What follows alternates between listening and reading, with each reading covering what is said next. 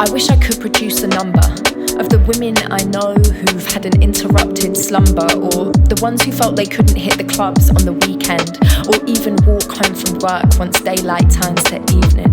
It's sickening, and as I cite this, my stomach is doing flips for every female fighting battles day to day to just exist. And truth is that for every friend I have, there is a story. All these words repeat themselves just like some violent jackanory. And of course, I am not doubting that some have to deal with worse than others. But from a labelled violation to gropes under covers, if it's unwanted, it's unwanted, and it shouldn't happen.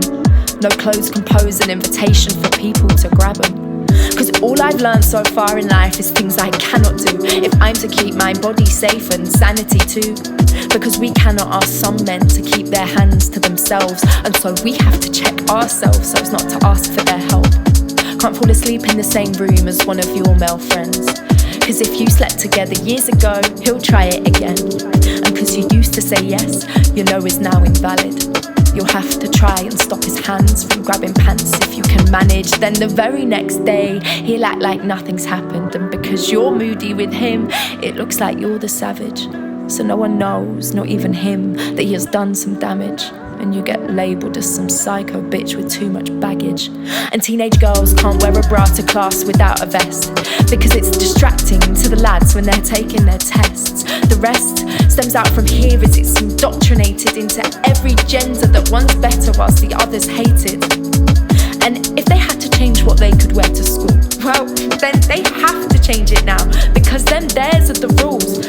So we're creating boys to men who think they've got the power. How are we so blind to breeding this in our society? And why are we so quick to silence girls and make boys deities? I try and see a time when we say this world is mine, and we don't have to be tucked safely in our houses by 9.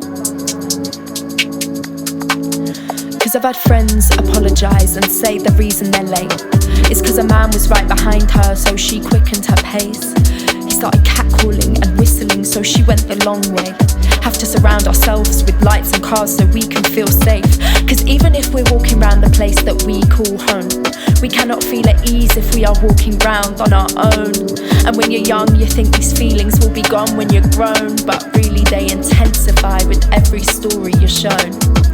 And the statistics that you see still don't reflect these facts, cause it's still treated as taboo, or even something that's just not an issue. Let these girls clutch their tissues in her bed night after night with people saying she ain't right, and it's no big deal.